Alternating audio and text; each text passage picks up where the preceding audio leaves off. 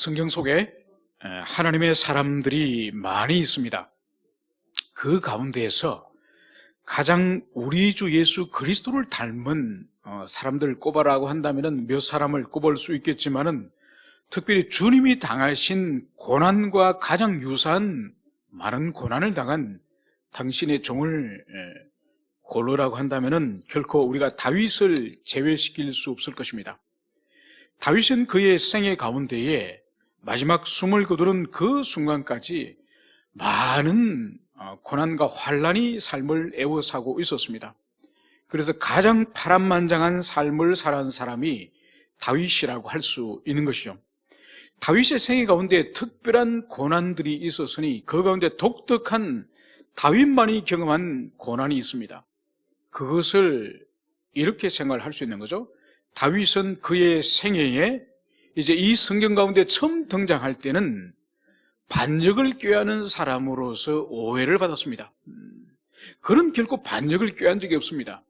그가 한 것이라고는 형님들에게 양식을 갖다 주러 나간 그 기회에 하나님을 모독하는 골리앗을 쳐 죽였을 뿐이에요. 골리앗을 쳐 죽임으로 말미암아서 이스라엘 백성들을 위기로부터 구원하였고, 그리고 전쟁을 승리로 이끈 그 일이 이제 이스라엘 백성들의 여성이 사울이 죽인 군사는 천천히요, 다윗이 죽인 군사는 만만히요, 이 노래를 부르면서 이 다윗의 마음속에 시기와 질투가 이제 발생해서 그가 어떤 생각을 품게 됩니까? 이제는 이 다윗이 만만을 죽였으니 이제 그가 마지막으로 원하는 것은 내 왕국이구나, 이제 내 왕국을 빼앗겠구나. 그러면서 다윗을 죽이려고 끊임없이 암살자를 보내고 10년이 넘는 세월 동안 다윗이 쫓겨다니지 않았습니까? 그래서 결코 자신은 반란을 꾀한 적이 없는데 다윗이 사울의 왕국을 빼앗으려고 한다는 이런 반역의 혐의를 그는 가졌습니다. 그리고 그의 생애 가운데에 왕이 된 이후에 실제적으로 자신이 오히려 반역을 당한 거죠. 우리가 알다시피 자신의 두 아들이 반역을 일으키지 않습니까? 압살롬이 한번 반역을 일으키고, 또 아도니아라고 하는 아들이 또 한번 반역을 일으키고, 그리고 베냐민 지파의 세바라고 하는 그 사람이 또 반역을 일으켰습니다. 그래서 자기 인생에 한 차례 반역도 엄청난 고통인데 무려 3번씩이나 반역을 당한 거죠. 그래서 그 인생의 초기에는 반역을 꾀하지 않았지만 반역자라는 오명을 쓰고 도망을 다녔고, 그리고 그 인생의 말년에는 무려 3차례씩이나 반역을 오히려 당하는 그런 고통을 당한 것이요. 오늘 이 시편 62편은 이 표제어의 정확한 어떤 사건이라고 말하고 있지 않지만은 오늘 3, 4절의 이 말씀을 볼 때에 이 말씀은 다윗이 어떤 반역의 사건을 계기로 하여서 기록된 시가 분명하고, 그리고 이 반역의 사건은 압살롬의 반역으로 그렇게 학자들은 해석을 합니다. 그래서 오늘 이 다윗이 지금 처해져 있는 위기를 이렇게 기록을 하고 있는 거죠. 넘어지는 담과 흔들리는 울타리 같은 사람을 죽이려고 너희가 일제히 공격하기를 언제까지 하려느냐. 지금 다윗 자신이 지금 젊었을 때에 인생에 힘이 있고 패기가 있고 용기가 있는 젊었을 때가 아니요.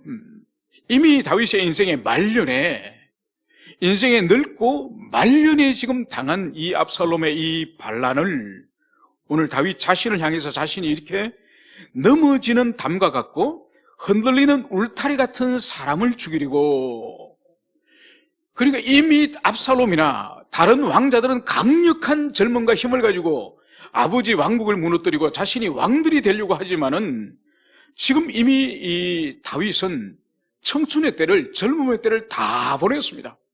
그리고 노년의 언한 인생의 지점에 서 있는데 그를 넘어지는 담, 흔들리는 울타리, 이렇게 비유를 하는 거죠. 여러분, 오늘날은 담이 무너지는 것을 별로 볼 수가 없습니다. 시골에 옛날에 담이 주로 언제 무너지는 거 아니까? 여름철에 장마철이라든지 태풍이 지나가고 나면은 옛날 담은 토담이지 않습니까? 그러니까 시멘트 담이 아니라 토담이기 때문에 여기에 장맛비나 이 태풍이 계속 이 토담에 치면은 한 층은 돌로 되고 한 층은 진흙을 발라가 이렇게 담을 쌓아 올리지 않습니까? 그게 물이 배어서 이 담이 이제는 기울어지는 거죠. 그래 한 번에 와락 무너지지 않습니다. 똑바로 서 있어야 될 이 담이 서서히 기울어져 가지고 기우뚱해 있는 거죠. 그러다가 어느 날 와르르 무너집니다. 그래서 어른들이 담이 기울어져 있으면 절대로 그 옆에 가지 마라. 왜냐하면 언제든지 와르르 무너져 가지고 옆에 있는 사람들이 그 담에 깔려서 다칠 수가 있기 때문인 거죠.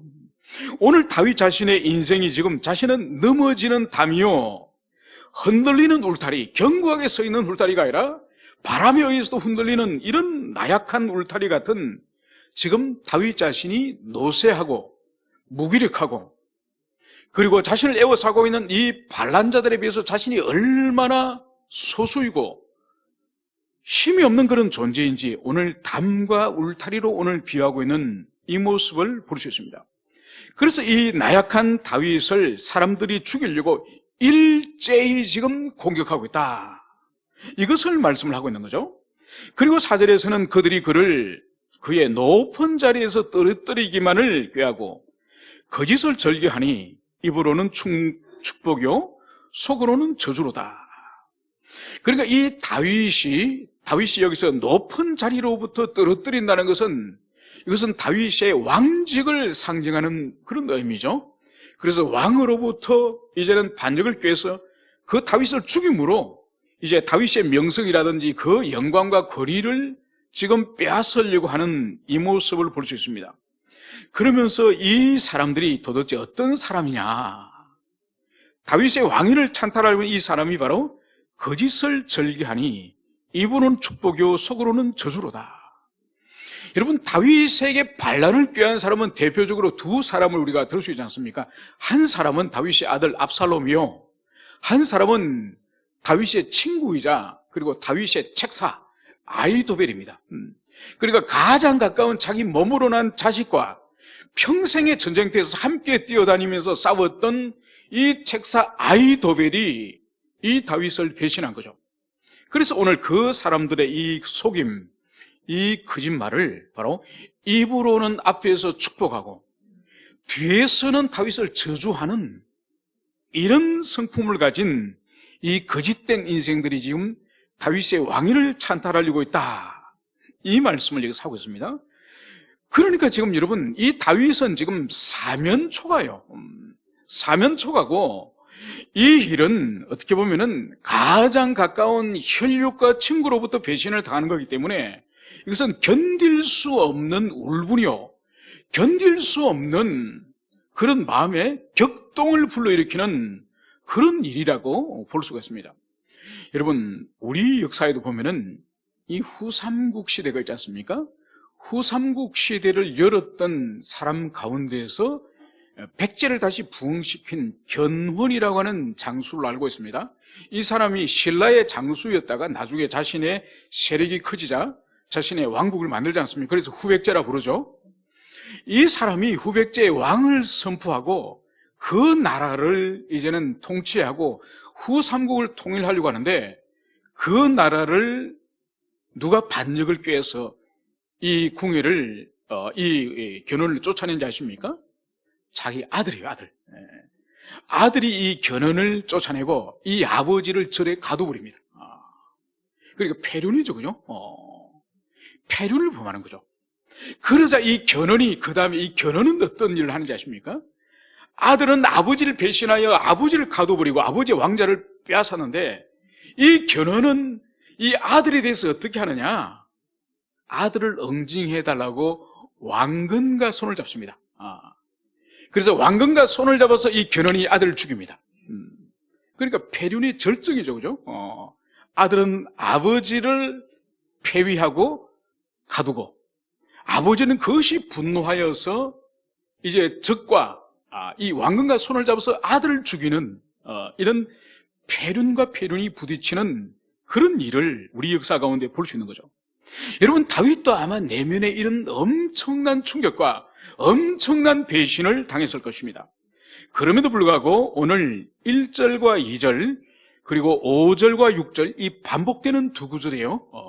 반복되는 이 두 구절을 우리가 볼 때에 바로 압살롬의 반란, 아들의 반란, 친구의 반란 앞에서 이 다윗이 어떻게 반응했는지, 어떤 태도를 가졌는지, 그 사면초가 위기 가운데서 이 다윗이 선택한 방식이 무엇인지 그것을 우리가 알 수 있습니다. 우리 1절과 2절을 우리 함께 읽어보겠습니다. 다시 1절과 2절 읽습니다. 시작. 나의 영혼이 잠잠하 하나님은 바라며 나의 구원이 그에게서 나오는도다. 오직 그만이 나의 반석이시오 나의 구원이시오 나의 요새시오 내가 크게 흔들리지 아니하리로다. 여러분, 아들이 반역을 일으키고 친구가 반란을 일으키고 자신이 하나님의 이 법궤가 있는 성막이 있는 예루살렘에서 쫓겨서 지금 피난을 떠나는 이 마당에 오늘 다윗이 하나님 앞에 고백한 것이 바로 뭡니까?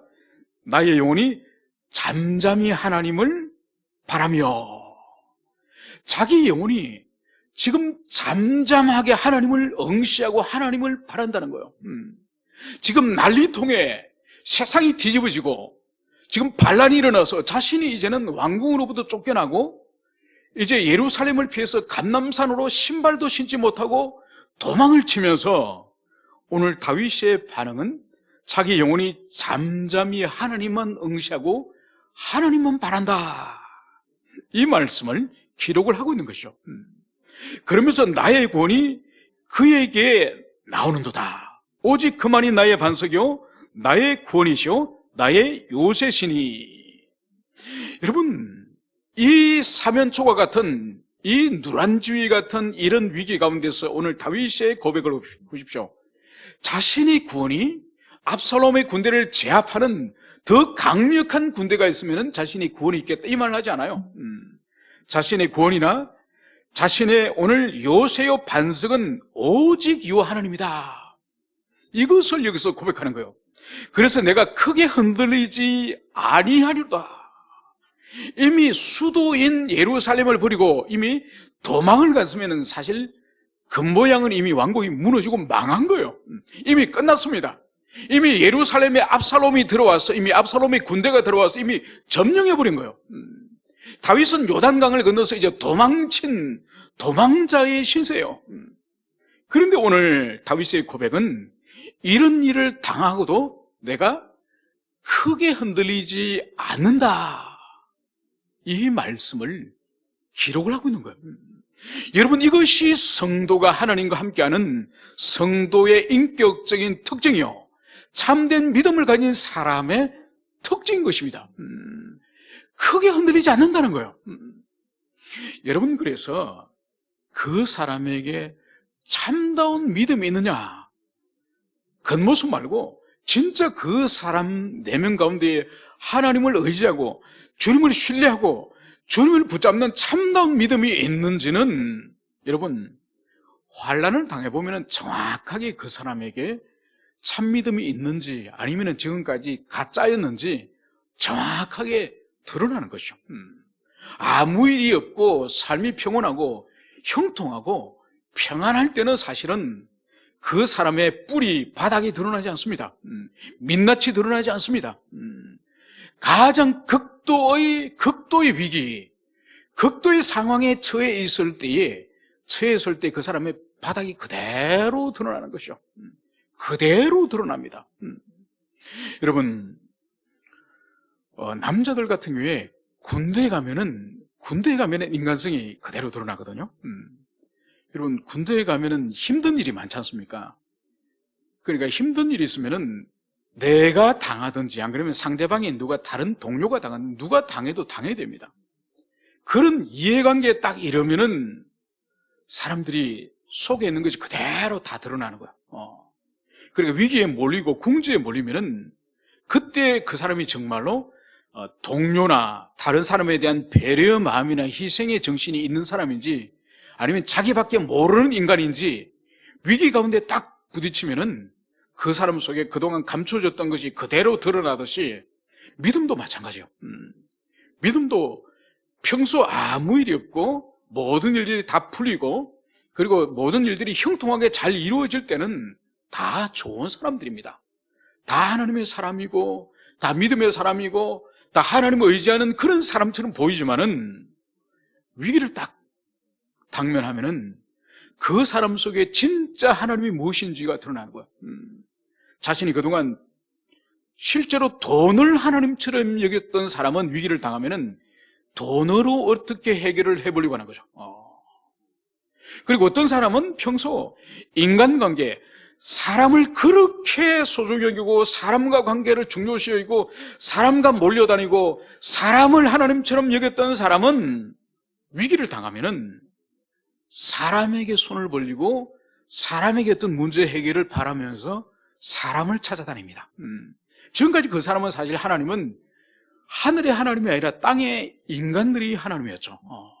그러나 진짜 하나님을 경외한 사람은 위기를 딱 만나면은 모든 것을 내려놓고 모든 것을 끊고 딱 하나님 앞에 엎드리고 딱 하나님 앞에 바짝 붙들어서 그분께 모든 것을 거는 거죠. 오늘 다윗이 계속적으로 오늘 외치는 신앙 고백이 바로 뭡니까? 하나님이 나의 요새시오, 하나님 나의 피난처시오, 하나님이 나의 구원이시오. 이 사면초가 같은 이 상황에서 자신이 크게 흔들리지 않는다, 이 말씀을 하는 것을 여기서 볼 수 있습니다. 그러면서 오늘 이 다윗이 오늘 7절에서 이렇게 말씀하고 있습니다.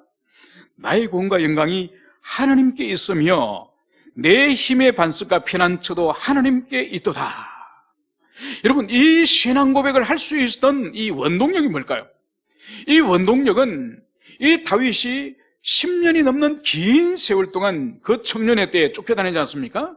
그 청년의 때에 쫓겨다니면서 이 다윗이 얼마나 동가숙서가숙하면서 그렇게 이 산야로, 이 광야로, 이 골짜기로, 이 반석 사이 동굴에서 잠을 자면서 그렇게 쫓겨다니지 않습니까?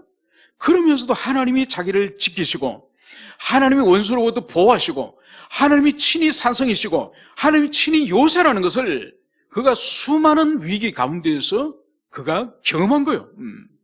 경험하였기 때문에 오늘 압살롬의 반란 가운데서도 이 반란 속에서도 주님께서 나를 고치시고 나를 지키시고 나의 요새시고 나의 피난처시고 나의 구원이시라고 하는 이 고백을 할 수 있는 거예요.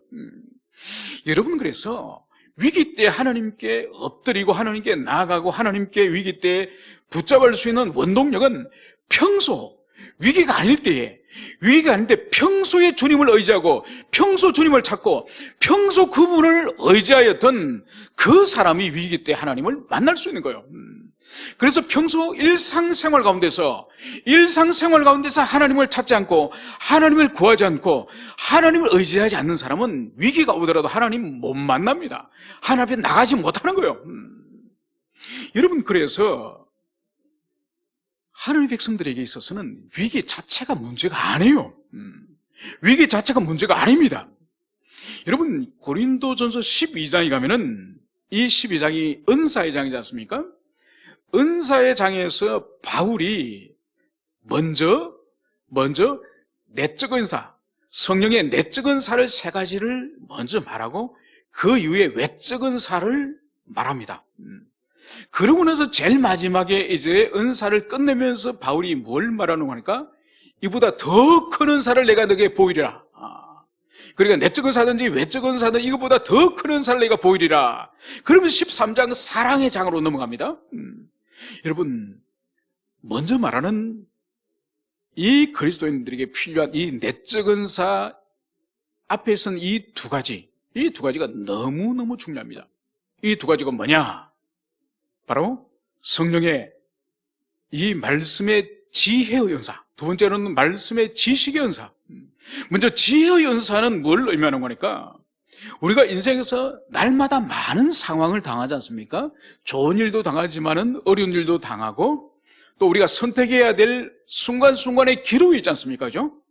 이때에 하나님의 뜻이 무엇인가? 우리가 모든 선택과 모든 인생의 길을 걸어갈 때에 하나님의 뜻대로 우리가 살아야 되지 않습니까? 바로 그때에 이 광대한 이 말씀 속에 주님이 우리에게 원하시는 길, 주님이 우리가 걸어가기를 원하는 이 길에 대한 선택의 능력, 이게 바로 지혜의 은사예요. 지혜의 은사. 그리고 이 말씀 속에 분명히 주셨습니다.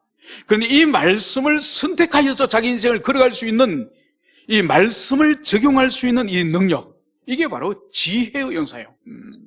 여러분, 많은 사람들이 신앙생활을 하지만은 계속적으로 불행을 경험하거나 아니면 어리석은 인생을 낭비하거나 고난을 당하는 이유가 바로 뭔가 아닐까?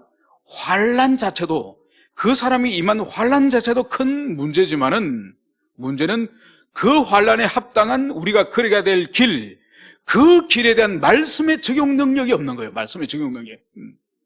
이 적용 능력이 바로 성령의 지혜의 은사예요. 지혜의 은사. 그래서 어떤 말씀을 따라서 이것을 선택하고 이 길을 걸어갈 것인가. 그리고 두 번째로 우리 인생에 대해서, 우리가 어떤 인생의 어떤 환난과 고난을 당한다 할지라도 그 인생에 대해서 하나님의 말씀에 근거해서 자기 인생을 해석을 할 수 있다고 한다면은, 해석을 할 수 있다는 그것은 사실 고난이 아니에요. 그것은 경건의 진보요, 하나님을 더 사랑하고 더 주님을 의존하는 좋은 기회가 되는 거죠. 그런데 문제는 자기 인생에 지금 닥친 이 인생의 의미를 해석을 못하는 거예요. 해석을 못하니 혼란과 무질서 가운데의 인생을 고생하는 거죠. 그래서 무엇보다도 우리가 인생에서 말씀에 대한 적응의 능력과 말씀에 대한 해석의 능력을 하나님께 달라고 우리가 간절히 기도해야 되는 거죠. 그래서 이것이 성령의 내적 은사 가운데에서 대표적인 두 가지 은사라고 할 수 있는 거죠. 오늘 다윗의 이 말씀을 볼 때에 이 다윗은 정확하게 자신이 어떤 길을 걸어야 될지 하나님의 뜻을 아는 사람이요, 자기 인생이 임한 이 환난과 고난을 해석할 수 있는 능력이 이미 갖추어진 사람이라는 것을 오늘 여기서 우리가 볼 수가 있습니다. 그래서 자신의 권과 영광이 하나님께 있고, 그리고 내 힘의 반석과 피난처도 하나님께 있다. 이것은 이미 광야에서 그가 긴 세월 동안 연단과 환난 가운데서 이미 자기 인생에 가야 될 길이 하나님의 말씀을 통하여서 그가 알았고 발견하였고, 그리고 자기 인생에 지금 사울에게 쫓기면서 수없이 당한 이 환난과 이 고난 또한 하나님께 온전히 의존하는 이 신전국가의 왕으로서 주님께서 지금 연단하시고 준비하신다는 것을 이 다윗이 알았던 거예요. 그래서 사울을 공격하지 않고, 사울을 오히려 암살하거나 사울에게 해를 끼치지 않고 사울을 사용해서 자기를 연단하시는 이 하나님의 연단에 다윗 자신이 온전히 자신을 하나님께 드리면서 그 연단을 다 받은 거죠. 그래서 이스라엘 백성들 가운데서 이 다윗은 모든 왕들의 표준, 모든 왕들의 그런 롤 모델로서 이런 위치에 있지 않습니까? 그러면서 이제 마지막 오늘 8절의 말씀을 이제 다윗은 이렇게 쓰고 있습니다.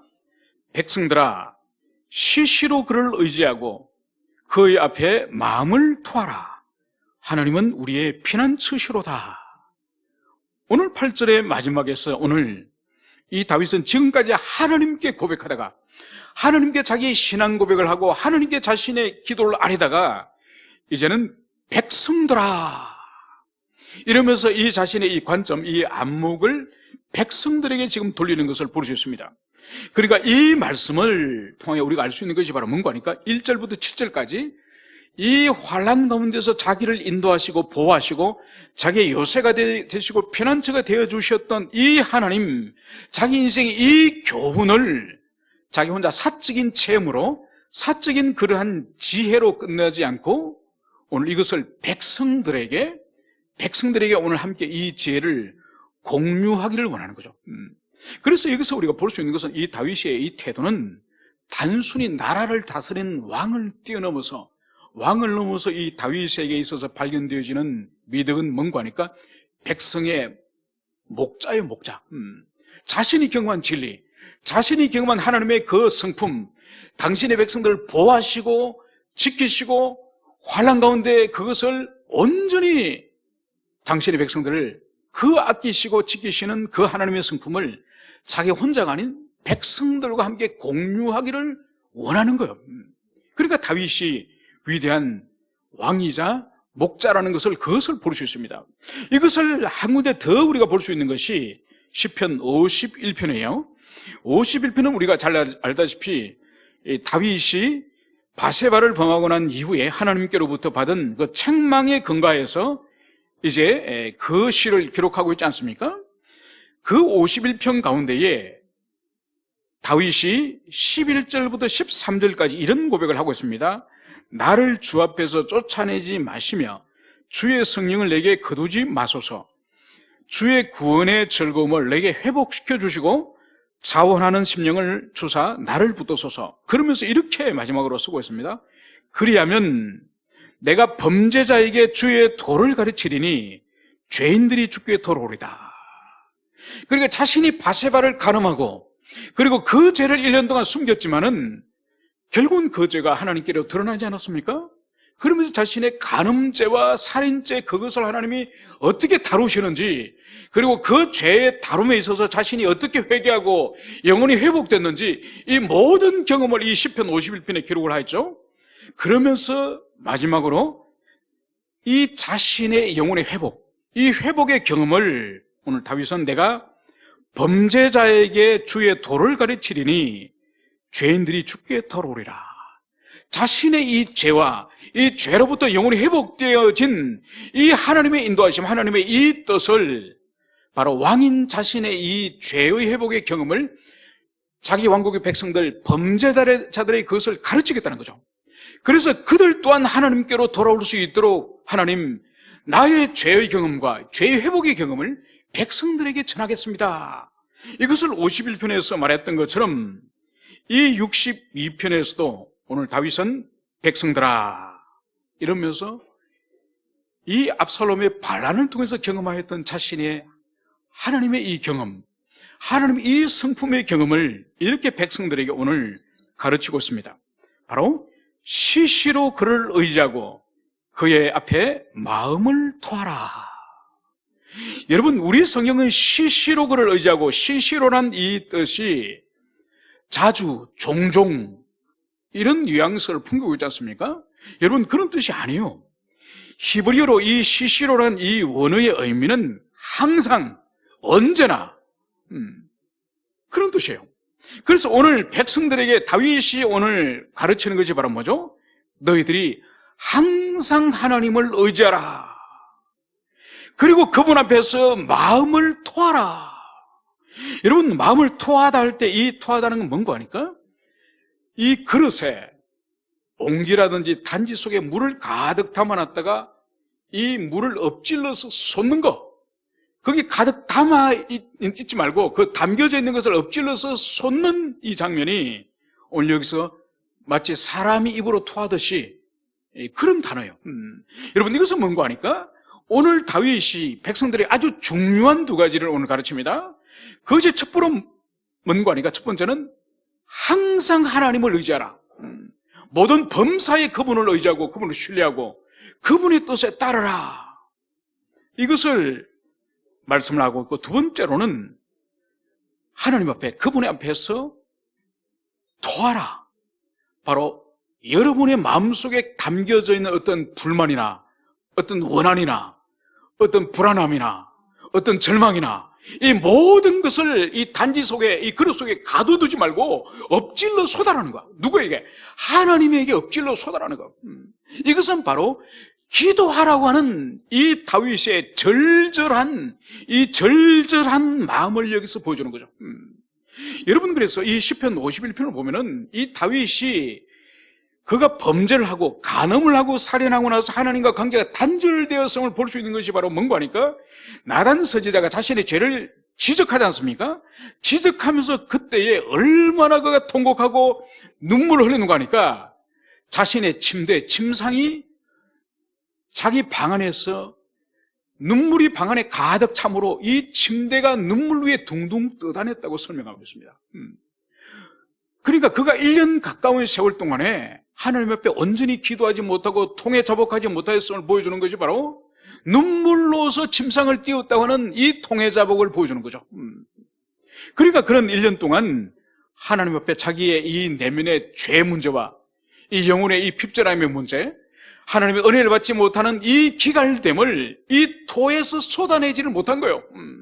그러다가 나단 선지자의 지적을 통하여서 이것을 쏟아내니 눈물이 쏟아져서 자기 침대를 둥둥 띄울 정도로 눈물바다가 되었음을, 그것을 말씀을 하고 있습니다.